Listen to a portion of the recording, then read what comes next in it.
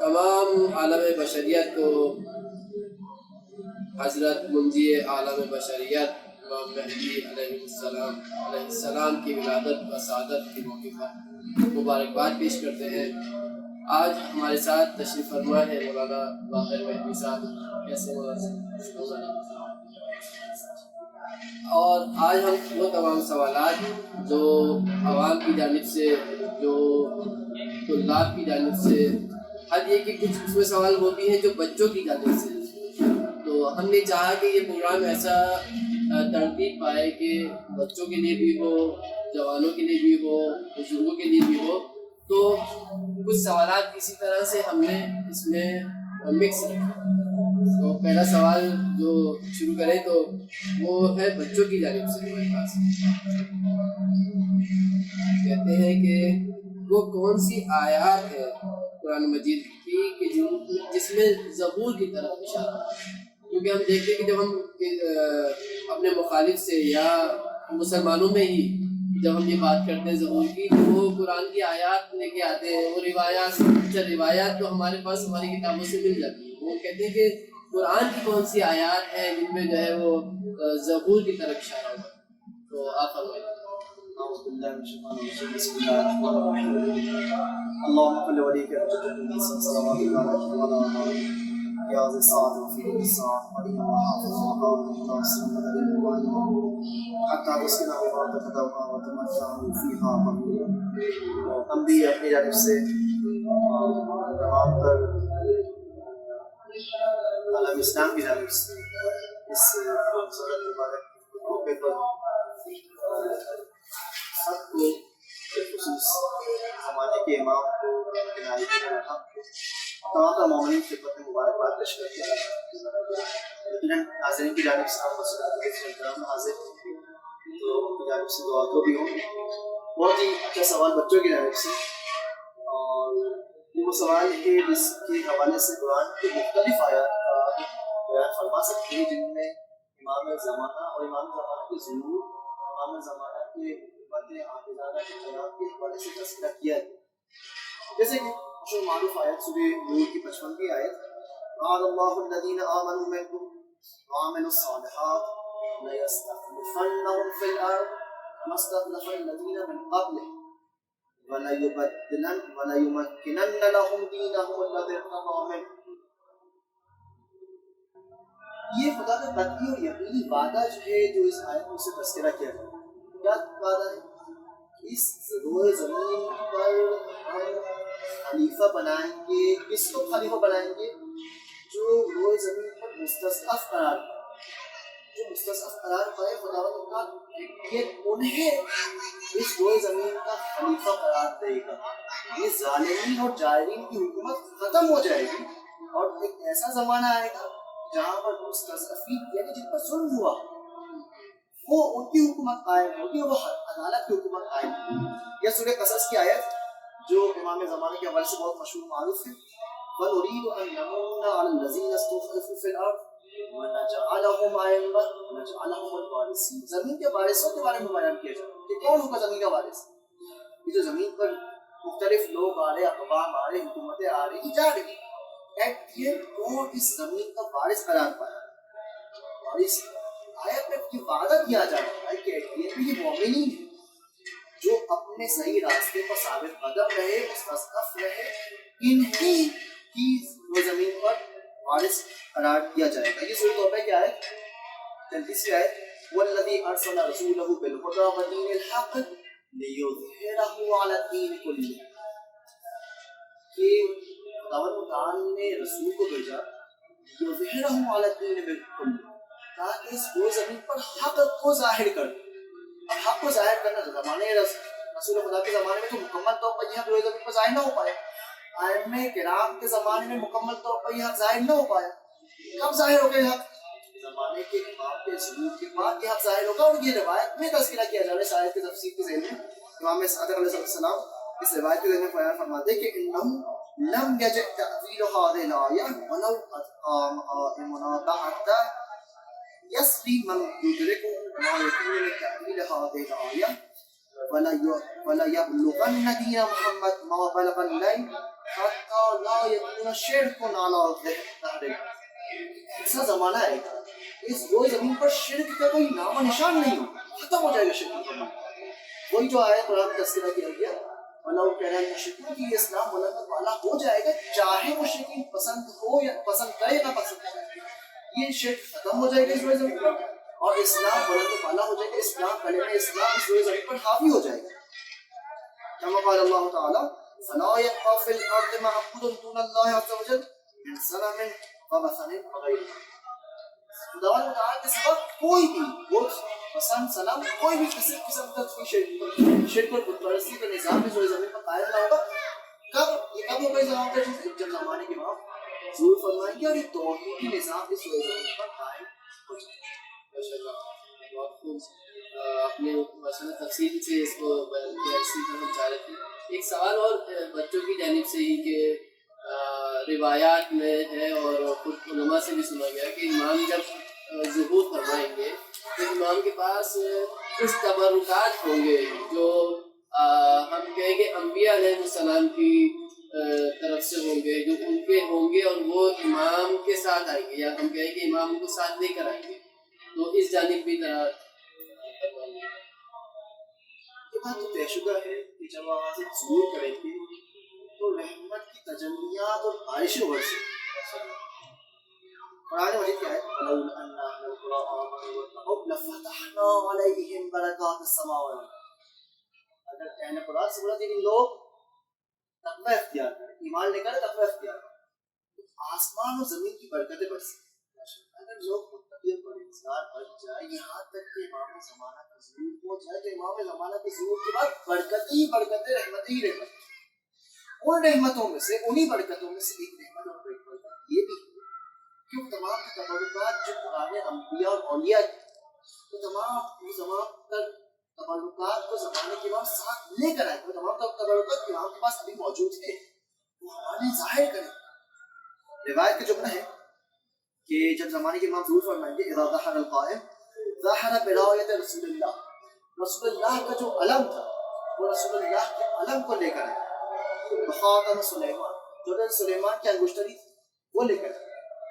حجر موسیٰ و عصا جو حضرت موسیٰ کی عصا تھی وہ لے کر آئے, جو اژدہا بن جاتی وہ عصا کو لے کر آئے. مختلف چیزیں بیان کر فرماتے ہیں اور پھر فرماتے ہیں منا مہدی هذه الامہ. مختلف چیزیں بیان فرماتے ہیں کہ جب زمانے کے امام ظہور فرمائے یہ ظاہری چیزوں کے ساتھ ساتھ وہ حیبت موسیٰ بھی لائیں گے, وہ جمال عیسیٰ بھی لائیں گے, وہ اس کی یوسف بھی لائیں گے, تمام تر چیزیں لے کر آئیں گے, ولایت علوی بھی لے کر آئیں گے. یعنی کہ وہ ہم اس کو یوں کہہ سکتے ہیں کہ انبیاء کے تمام ہتھیار تمام اسلحے جو ظاہر ہے جو معنوی. بالکل ایسا تمام تر ہتھیار اسلحے تبرکات وہ تمام تر معنویات روحیات وہ تمام تر چیزیں جو انسان مومن انہیں طلبتا ہے اسے دیکھنا پسند کرتا ہے تمام تر چیزوں کو لے کر آئیں گے, ظاہر کریں گے اور ہم سب ان کو دیکھ کر محسوس ہوں گے, مفروض ہوں گے. روایت کا جملہ ہے کہ نقائمنا من لبس درع رسول اللہ, وہ رسول اللہ کا لباس پہن کر آئے. نقائمنا اہل البیت اذا قام لبس ثياب علی, ہم یہ ابن ابی طالب کا لباس پہنیں گے صار بسیرت علی, نہ صرف ظاہری لباس پہنیں گے بلکہ باطنی لباس معنوی لباس بھی مولا امیر المومنین کا ہی لباس ہے. سیرت رسول خدا سیرت مولا امیر المومنین کو لے کر آئے گے, اس کو ظاہر کریں. یہ وہ چیز ہے جس کو ہم دیکھنا پسند کرتے ہیں, جس کو دیکھنے کے لیے تڑپ رہے ہیں. زمانے کے امام ظہور فرمائے اور یہ وہ تمام تر حسین چیزیں ہیں جن کا یعنی کہ ایک ہی جلوے میں موسیٰ بھی ہوں گے, عیسیٰ بھی ہوں گے, رسول خدا بھی ہوں گے, حسن بھی ہوں گے, حسین بھی ہوں گے, مجسم ہوں گے.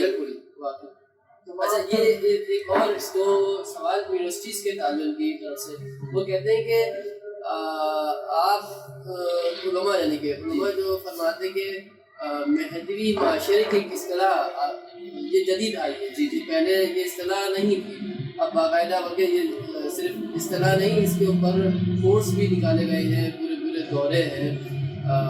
تو یہ بتائیے کہ مہدوی معاشرہ کیا ہوتا ہے, یہ بتائیے کہ یہ مہدوی معاشرہ امام کے ظہور سے پہلے اس کو مطلب ہمیں قائم کرنا ہے یا یہ مہدوی معاشرہ قائم ہوگا امام کے ظہور کے بعد, اس کو تھوڑا سا توضیح دیں. بہت بہترین سوال فرمایا. اور یہ مولانا جو اپنے آپ کو امام کے زمانے کے منتظر کہہ رہا ہے اور امام کے دیدار کے شوق پسند کرتے ہیں, امام کی زیارت حضور کی دعائیں کر لو کہ ہماری سب سے بہترین دعا اللہم ہم وقت صبح شام اس دعا کو مانگ رہے ہو. اب جب اس دعا کو مانگ رہے ہو تو اس دعا کے جو تقاضے وہ بھی پورے کرنے ہوں گے. اور جو اپنے آپ کو امام کی منتظر کے طور پر کہلوا رہے ہو اس منتظر ہونے کی وجہ سے کوئی ذمہ داری ہے. یہی سوال ہے کیا کوئی ذمہ داری ہے بھی ہے نہیں.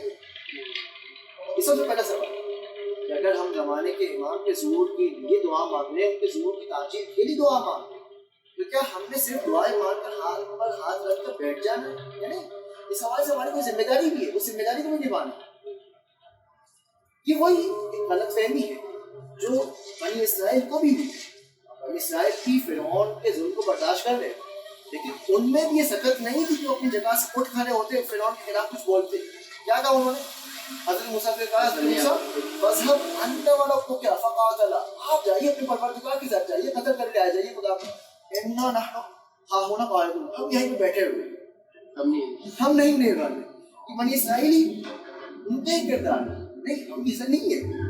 ہم موسیٰ مسلک کی ہے ان کے پیروکار وہ اٹھ کھڑے ہونے والوں اور ظالم کے خلاف بولنے والوں میں سے. ایک اور اس کے حوالے سے اب جب ہم نے بیٹھنا نہیں ہے کچھ کر کے ہی دیکھنا. انتظار فرض کا معنی بے عملی نہیں ہے عمل کر کے دکھانا ہے.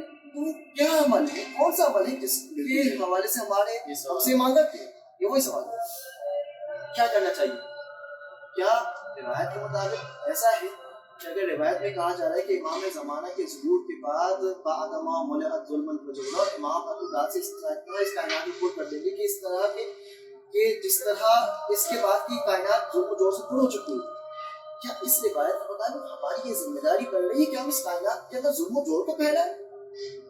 کیا یہ ذمہ داری بن رہی ہے ہماری؟ جو روایت کے جملہ نہیں کہہ رہا ہے کہ امام اس وقت عدالت سے پر کریں گے جب بھی کائنات ظلم و جور سے پر ہو چکی ہوگی.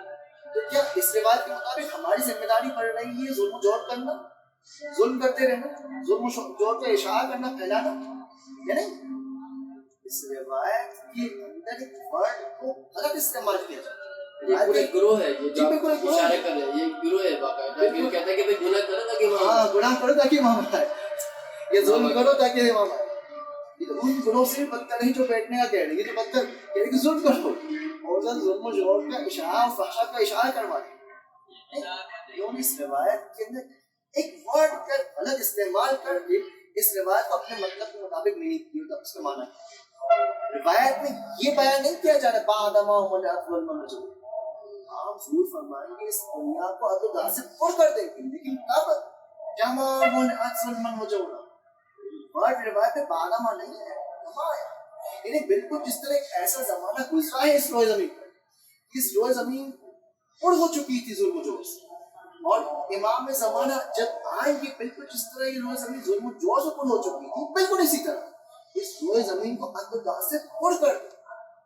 ایسا زمانہ آنے والا ہے کہ روئے زمین پر ہر جگہ ہی عدالت اور عدالت کا نظام ہے. ایک ذرہ برابر ظلم نہیں. یہ ایک اور اسی کے اندر سوال پہلوی ظاہر سی بات اس حوالے سے ہماری ذمہ داری ہوگی کہ عدالت کو پہنا. بالکل بالکل اب بیٹھنا ذمہ داری نہیں ہے ظلم بیٹھ جائیں گے تو خود وہ بھی ظلم ہو جائے گا خود ظلم اگر خاموش بیٹھ جائے گا. ظلم نہ بھی کرے تو کم از کم مظلوم تو ضرور واقع ہوگی. کتنے سارے ایسے لوگ آپ نے بیان فرمایا کہ جو یہ صاحب نظریہ ہے کہ وہ کہتے ہیں کہ فتنے کے زمانے میں چپ بیٹھا رہنا چاہیے اور گھر میں بیٹھے رہنا چاہیے اور مظلوم کافی ہو رہے ہوتے ہیں اس لیے ہوتے ہیں پٹ رہے ہوتے ہیں لیکن وہ ایک چوک کرنے کی تیار نہیں ہوتی. وہی بنی اسرائیل والے کی حالت کہ گھر سے باہر نکلنے کے لیے اور ظالم کے خلاف بولنے کے لیے تیار نہیں. اس کے اندر ہم دیکھتے ہیں کہ مہدی یہ جو امام مہدی علیہ السلام امام مہدی علیہ السلام کہتے ہیں کامل جس طرح آپ نے فرمایا کہ تمام انبیاء تمام ائمہ کی خصلتیں صفات ان کے اندر باعتم موجود ہوں. بالکل تو کہتے ہیں کہ جس طرح وہ باعتم موجود ہوں گی صفات ساری صفات اس کے اندر ان کے اندر جو ہے باعتم موجود ہوں گی اسی طرح سے ان کی حکومت میں بھی یعنی کہ ان کی حکومت بھی کامیاب ترین حکومت ہوگی. مگر ہم ایک چیز دیکھتے ہیں کہ یعنی کہ ایک سوال یہ ذہن میں پیدا ہوتا ہے کہ یہ حکومت کامیاب ہو جائے گی مگر ہم دیکھتے ہیں ایک الگ ہی حکومت کامیاب نہیں ہوئی. ظالموں نے ان کے ساتھ ظلم کیا ایمان کے ساتھ اور امام علی کی حکومت کی بات کر رہے ہیں کیونکہ حکومت ظاہری کی حکومت ان تک پہنچی مگر باقی اماموں کی بات کریں इमाम हसन इमाम हुसैन, तो किसी को तो हुकूमत में भी नहीं आने दिया इन लोगों ने, सही, और उन्हें दीन की खातिर चाहा भी नहीं कि इस तरह से हुकूमत में आई, दोनों बातें। मगर ये कैसे कह सकते हैं कि भाई इनकी हुकूमत कामयाब हो जाएगी या कामयाब तरीन होगी? एक से मुवाजना अगर आप करें, एक कॉन्सेप्ट क्लियर करते हुए चले कि 14 मासूमीन में से 12 इमाम में से हर एक ने कोशिश की कि हुकूमत कायम करे, और इमामों में कोई फर्क नहीं है इस हवाले से कि हर एक मासूम में हर एक की कोशिश रही है, पहले इमाम मौला अमीरुल मोमिनीन से लेकर 12वें इमाम तक हर एक की कोशिश रही है कि हुकूमत का क़याम करे, क्योंकि हुकूमत के क़याम के बगैर जो इंसानी माशरती पहलू है तरक्की और कमाल का, वो पूरा नहीं होगा। इंसान उस कमाल की मंजिल तक जो माशरती पहलू के हवाले से उस मंजिल तक नहीं पहुँच पाएगा, गुलाम रह के नहीं पहुँच। हाँ बिल्कुल, गुलाम रहकर इंसान नहीं पहुँच। कुछ इंसानी जिम्मेदारी, घरेलू जिम्मेदारी, फिनांसी जिम्मेदारी वो इंसान कर लेगा, इंडिविजुअल लाइफ में अपनी लाइफ बेहतरीन गुजार सकते हैं, लेकिन वो सोशल लाइफ में नहीं करा, इंसान माशरे में रहता है। इस माशरती लाइफ में इंसान ने अगर कमाल तक पहुँचना है और उस कमाल की मंजिल तक फाइज होना है, नहीं पहुँच पाएगा मगर ये इस्लामी हुकूमत में रहकर। लिहाजा हर इमाम मासूम ने कोशिश की हुकूमत कायम करने की, पहले इमाम ने कोशिश की और अमीरुल मोमिनीन ने भी कोशिश की, और तमाम तरह अहम तारीख में हर इमाम मासूम, हर इमाम ने इस हवाले से कोशिश की। इमामों में कोई फर्क नहीं, कहाँ फर्क आ रहा है? क्यों मौला अमीरुल मोमिनीन हुकूमत कायम नहीं कर पाए और क्यों इमाम ज़माना हुकूमत कायम कर पाए? फर्क कहाँ पर? मौला अमीरुल मोमिनीन हुकूमत कायम नहीं कर पाए, मौला इमाम ज़माना हुकूमत कायम करेंगे, जबकि इन दोनों के दरमियान फर्क नहीं है। फर्क कहाँ है? फर्क है उनके पैरोकारों। माशाल्लाह, मौला अमीरुल मोमिनीन के वो पैरोकार नहीं थे जो ज़माने के इमाम के पैरोकार। मौला अमीरुल मोमिनीन किस तरह के पैरोकार? अबू मूसा अशअरी जैसे लोग। कहाँ मौला वो क़याम कर पाते और हुकूमत कायम कर पाते? कहाँ फुर्सत मिली मौला को इस हुकूमत कायम करने की? मौला हुकूमत कायम करना चाह रहे जंग जमल सिर्फ फुर्सत ही नहीं, लोग साथ ही नहीं दे रहे मौला का, ताकि मौला उस बेहतरीन हुकूमत को कायम कर। ये खुद मसाइब का हिस्सा है। मौला अमीरुल मोमिनीन को फुर्सत ही नहीं कि उसूल मौला करेंगे, उसूल लोगों के साथ देने कि अगर लोग साथ देते तो हुकूमत कायम हो जाएगी। और ये खुसूसियत है खास मौला इमाम ज़माना के पैरोकारों से कि वो उनको ऐसे साथी मिले, ऐसे पैरोकार मिलेंगे कि इमाम कुछ बोलेंगे, उनके बोलने की बस देर है, वो काम करके दिखाएं। बस मौला को हुक्म दे, उनके ज़बान से, उनके लबान मुबारक से कोई हुक्म जारी हो। हमारे अगर इस नजरिए से जो आप बात कर रहे हैं देखा जाए तो हमारे पास भी अपॉर्चुनिटी है। मैं चाहूँ मैं बन जाऊँ 313 में जहाँ बन जाए, फला चाहे फला बन जाए, लेकिन इमाम को चाहिए असहाब। अब आप चाहे हमारे पास अच्छा ज़मीना फराम है जैसे पुराने दौर की तरह नहीं। अच्छा, एक सवाल इसमें एक और महदवियत के हवाले से एक सवाल पैदा होता है कि और शायद वो इश्तिबा करते हैं, मुझे ये लगता है, मगर आप इसको वाज़ेह करेंगे। आपने जैसे फरमाया कि इमाम जब आएंगे तो हज़रत मूसा का सा मसलन हज़रत मूसा का सा भी लेकर आएंगे मसलन का यकीनन। तो यहाँ लोग इश्तिबा ये करते हैं, इसका मतलब ये है कि फिर दौर कदीम में चले जाएगा। हाँ, अच्छा, ये हो सकता है कि क्योंकि जब वो पुरानी चीज़ें लेकर आ रहे हैं तो फिर पुरानी चीज़ों से ही लड़ाई होगी, फिर ये टैंकर बेकार हो जाएंगे हमारे पास, ये ड्रोन बेकार हो जाएंगे। तो इसको थोड़ी वजाहत करें, क्या ये दौर दोबारा कदीम ही चला जाएगा, मतलब स्टोरेज में चले जाएंगे हम लोग? बहुत बेहतरीन सवाल हुआ आपने, और ये बहुत टेक्निकल सवाल, बिल्कुल ये बच्चों वाला सवाल नहीं। ये शायद इसी वजह से कि जो आपने बयान किया कि अंबिया अलैहिस्सलाम की चीज़ें लेके आएंगे तबरुकात, तो शायद ज़हन उस तरफ जा रहा है कि फिर तो हम वहाँ जाएंगे। कितना खूबसूरत आपने फरमाया आपने कि जब ज़माने के इमाम ज़रूर फरमाएंगे तो क्या हम पुराने ज़माने का पलट जाएंगे? कहते हैं, मेरी ऐसा सवाल है रिवायत में ऐसा बयान कि क्या इल्म की 27 हिस्से की तमाम तर 1,24,000 अंबिया जो आए अब तक, जो 12 इमामों से 11 इमाम अब तक आए, 1,24,000 अंबिया जितना इल्म लेकर 11 इमाम जितना इल्म जाहिर कर पाए, तो सिर्फ 27 हिस्से कर दिए जाए तो अब तक उन्होंने सिर्फ इल्म के 2 हिस्सों को जाहिर किया। बाकी इल्म के 25 हिस्से सिर्फ जमाने के इमाम के ज़ुहूर के पास जाहिर हो।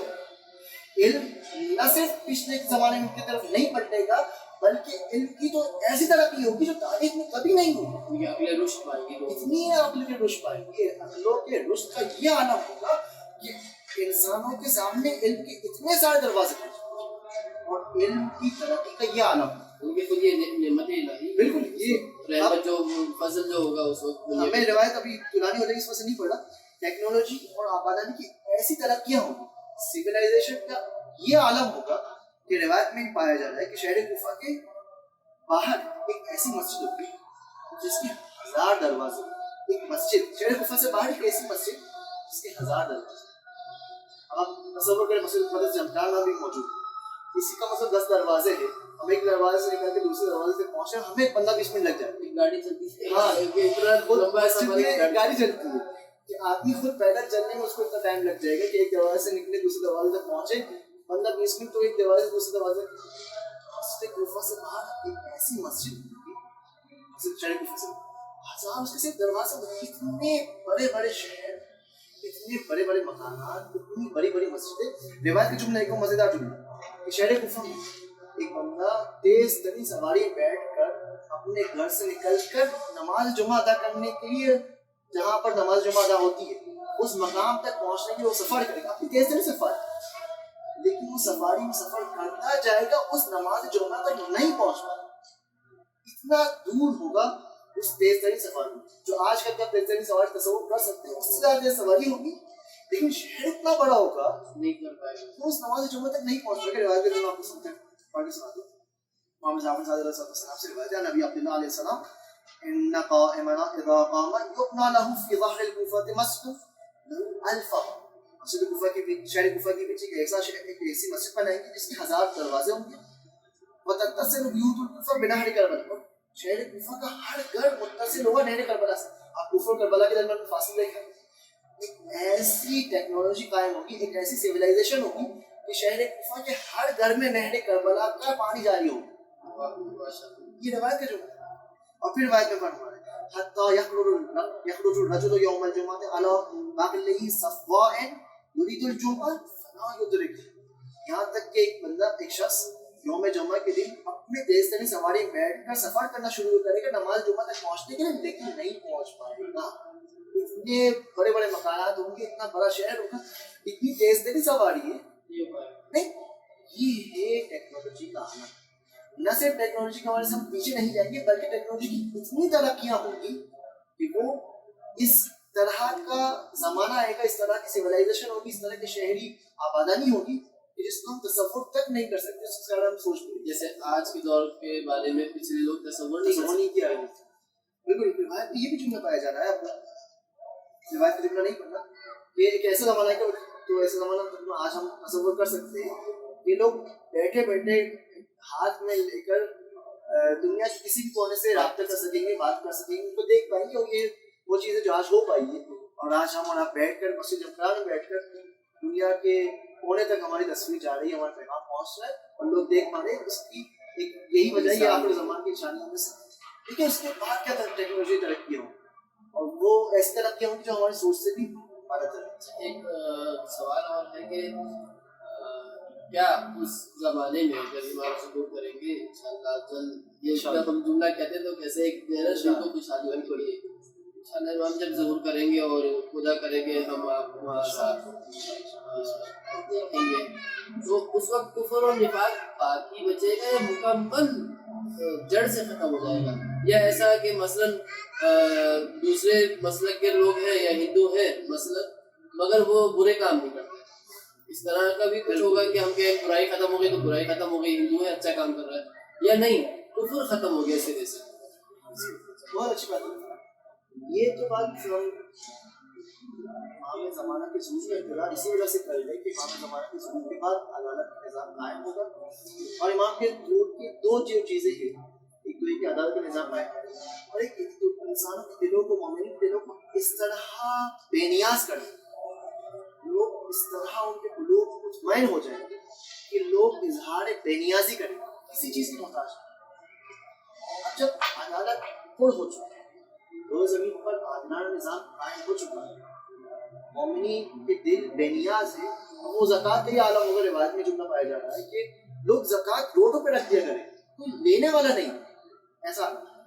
لیکن ایک فرق ہے زمانے کے امام کے ظہور اور قیامت کے.